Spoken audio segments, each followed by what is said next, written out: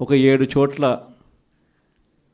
అధికార పార్టీకి గెలిచే పరిస్థితి లేదు కాబట్టి ఒక 7 చోట్ల ఎన్నికలు వాయిదా వేశారు.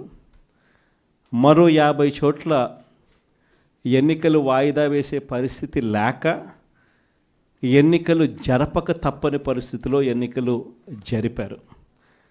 జరిపిన ఈ చోట్ల కూడా దాదాపుగా 50 స్థానాలకు గాను 39 స్థానాలు వైఎస్ఆర్ కాంగ్రెస్ పార్టీ కార్యకర్తలు గొప్పగా తెగింపు చూపించి గెలుచుకోగలిగాం.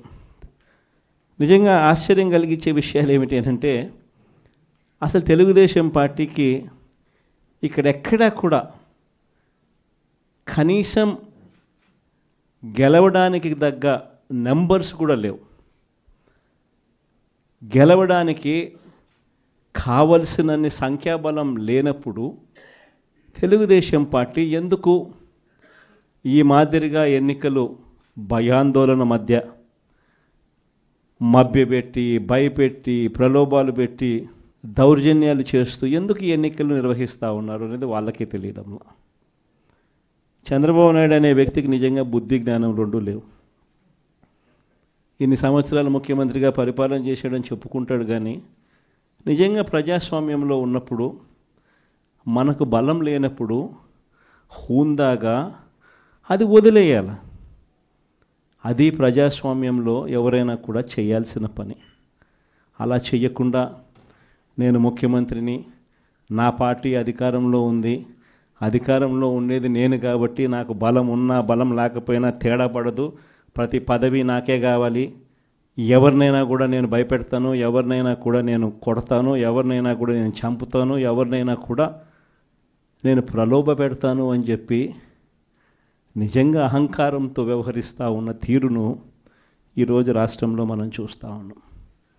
ఇది ధర్మమేనా, న్యాయమేనా అన్నది నిజంగా ప్రతి ఒక్కరూ కూడా రాష్ట్రంలో ఆలోచన చేయాలి. ఇలాంటి పరిస్థితుల్లో ఒకవైపున చంద్రబాబు నాయుడు గారి పాలనలో దాదాపుగా సంవత్సరం అవుతూ ఉంది.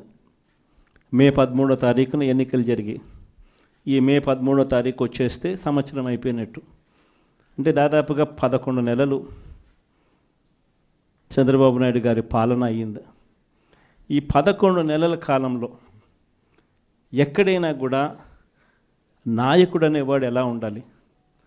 తాను చేసిన మంచి పనిని చూపించి నేను ఈ మంచి చేశాను కాబట్టి ప్రజల దగ్గరికి వచ్చి ధైర్యంగా చిరునవ్వుతో ప్రజల మన్ననలు పొందుతూ వాళ్ళ ఆశీర్వాదాలు తీసుకునే కార్యక్రమం ఎక్కడైనా జరగాలి.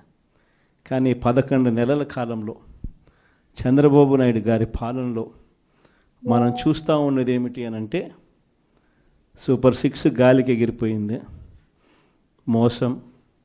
సూపర్ 7లు గాలికి ఎగిరిపోయాయి, మోసం.